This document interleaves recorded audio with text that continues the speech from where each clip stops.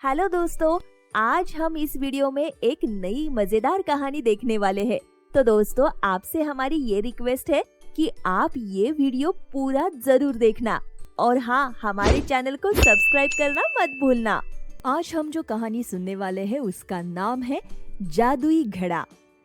फिरोजपुर नाम के गांव में पिछले साल एक मेले में कुछ ऐसा हुआ जिससे उस गांव के लोग आज तक डरते आ रहे थे। पिछले साल मेले में एक जादूगर आया था और साथ में 2 मटके लाया था। शीतल ने जब सुना कि गांव के सभी लोग उस मटके के बारे में बात कर रहे हैं, उसके मन में ये बात आई, यदि मैं वो मटका अपने घर ले आऊं, गांव में हमारी इज्जत और बढ़ जाएगी। सब हमारे बारे में बात करेंगे। मेरी सास भी मुझे बहुत मानेगी। शीतल उस जादूगर से वो 2 मटके खरीद लाई। शीतल देखने में बहुत सुंदर थी। काले घने बाल, सुंदर चेहरा, लंबा कद, ये सब उसे आकर्षक बनाता था। शीतल की छोटी बहन प्रिया उसके ससुराल उसकी देवरानी बनकर आई थी। प्रिया देखने में काली थी, जिसके कारण उसकी सास और उसकी खुद की बहन उसे बिल्कुल नहीं मानते थे। अपनी सुंदरता को बरकरार रखने के लिए शीतल दिन रात अपने चेहरे और अपनी पहनावे में अपना समय और पैसा दोनों खर्च करती थी। वहीं दूसरी तरफ प्रिया घर के काम में अपना समय बिताती थी। ए प्रिया, दिन भर अपने कमरे में बैठी रहेगी तो घर का काम कौन करेगा? अपनी बहन से कुछ सीख। भले घर का काम उससे नहीं होता, मगर उसकी सुंदरता ही इतनी है कि आस पड़ोस के लोग बातें तो नहीं बनाते। ना तू सुंदर है, ना घर का काम करेगी, तो इस घर में फिर तेरा क्या काम? ये बात सुनते ही शीतल अपने कमरे में जोर जोर से हंसने लगी।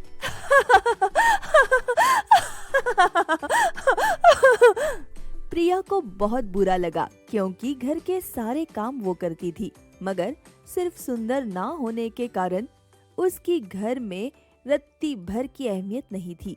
शीतल वो 2 घड़े लाकर एक अपनी सास और एक अपने पास रख देती है। जब वे घड़े उस जादूगर से वो ले रही थी, वो उसे उस घड़े का इस्तेमाल बता ही रहा था कि शीतल अपने अत्याधुनिक चतुरता के कारण बात बिना सुने बस वो घड़ा खरीद कर ले आई। इस घड़े का नाम शिकायती घड़ा है।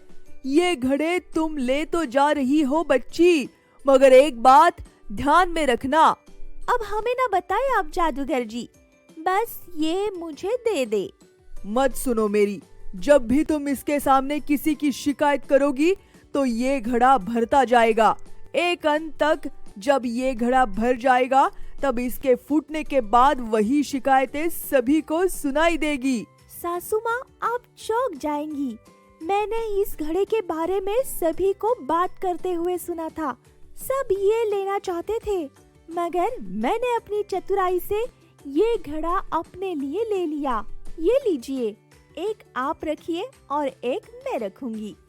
तू है मेरी अच्छी बहू, तुझे पता है मुझे कब किसकी जरूरत पड़ती है। जा, मेरे कमरे में जाकर रख दे। शीतल उस घड़े को अपनी सास के कमरे में रख देती है। घड़ा रखते ही उसके मुंह से निकलता है, ले बुढ़िया, आराम से मामूली घड़े की पूजा कर। तुझे तो बस नाम और शोहरत से मतलब है, और मुझे बस तुझे बेवकूफ बनाने से, ताकि तू मुझसे काम ना कराए और मेरी बातें बिना कुछ सवाल किए मान ले। उफ, कितनी महान हूँ मैं। ये सब बातें घड़े ने सुन ली और घड़ा थोड़ा सा भर गया। शीतल के बाहर जाते ही प्रिया ने उसे उस घड़े के साथ देखा। उसे पता चल गया था कि वो फिर से कुछ ऐसा सामान लेकर आई है जो सिर्फ उन दोनों के पास है। मैं तो जैसे इस परिवार का हिस्सा ही नहीं। हे भगवान, मैं काली हूँ तो क्या इंसान नहीं हूँ? खैर, मैं आपसे क्या ही शिकायत करूँ, आपने मुझे पहले ही काफी कुछ दे दिया है। ये कहने के बाद वो वापस अपने काम में लग गई। शाम हो गई और शीतल के ससुर अपने घर वापस लौटे। कमरे में जाते ही उन्होंने वहाँ घड़ा देखा तो अपनी पत्नी से पूछ लिया, ये घड़ा इस कमरे में क्या कर रहा है? प्रिया को बुलाओ और इसे इस कमरे से हटवाओ। अरे, ये हमारी बड़ी बहू ने लाया है। आपको पता है, सभी गांव वालों को ये मटका चाहिए था, मगर मेरी बहू ने ये मुझे लाकर दिया है। ऐसे तो वो निकम्मी है, मगर चलो कहीं तो कहीं काम आ जाती है। ठीक है, वैसे तो शर्मा जी की पत्नी आज तुम्हारे बारे में पूछ रही थी। मैंने तो कह दिया कि तुम्हारी तबीयत खराब है, इसलिए तुम आजकल मंदिर नहीं जाती। उस चलकुकड़ी औरत की तो बात ना करो। जब देखो तब इधर की बात उधर, उधर की बात इधर करते रहती है। मुझे ऐसी औरतें बिल्कुल नहीं पसंद। खुद का तो बेटा 1 रुपया कमा कर न ला पाता, हमें सुनाती है कि उसकी बहू विदेश में काम करती है, इसलिए मैं आजकल मंदिर भी नहीं जा पाती। कुछ दिन ऐसे ही बीतते चले गए। रोज शीतल की सास इधर उधर की बातें और शिकायतें करती। इन सब में सबसे ज्यादा आस पड़ोस के लोगों की शिकायतें होती और फिर अपनी छोटी बहू प्रिया के माल न बन पाने पर और काली होने पर शिकायतें करते रहती।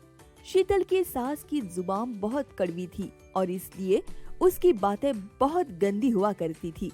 वहीं दूसरी तरफ शीतल भी अपना घड़ा खूब मजे से भर रही थी। अजी सुनते हो, आज मैंने प्रिया के पति को देखा था, बाहर किसी औरत को घूरे जा रहा था। बेचारा मेरी बहन के साथ फंस गया। ना बच्चे का सुख, ना सुंदरता का। मेरी बहन तो किस्मत की कच्ची है। ऐसा नहीं कहो, वो तुम्हारी ही तो बहन है। वैसे प्रिया का पति ऐसा वैसा काम नहीं करता, वो अपनी पत्नी से बहुत प्यार करता है। जो भी, यहाँ के सारे मर्द मुझे तो एक ही जैसे लगते हैं। सारी औरतें भी लाली लिपस्टिक लगाकर ऐसी लगती है जैसे पान खाकर आ रहे हो। इतनी कड़वी बातें और शिकायत से घड़ा भरता गया। सभी को लगता था कि शीतल जितनी सुंदर दिखती है उतना ही उसका दिल भी साफ होगा, मगर 1 हफ्ते बाद मटका पूरा भर गया। यूं तो घड़ा खाली ही रहता था, मगर वो भर चुका था और अब और शिकायतें नहीं ले सकता था। आज मटका फूट गया। मटके से जोर जोर से आवाजें आने लगी। सभी मर्द एक जैसे होते हैं, लाली लिपस्टिक लगाकर। जल कुकड़ी है, बहू विदेश में 1 रुपया भी नहीं कमा सकता। ऐसे करके घड़ा बोलता जा रहा था। घड़ा तो रुकने का नाम ही नहीं ले रहा था। ऐसे तो घड़ा खाली था, मगर उसके गूंजते हुए आवाज के कारण पूरे गांव में उसकी बातें सुनाई देने लगी थी। शीतल और उसकी सास इसमें कुछ नहीं कर पा रही थी। शीतल की सास का तो सर दर्द देने लगा था।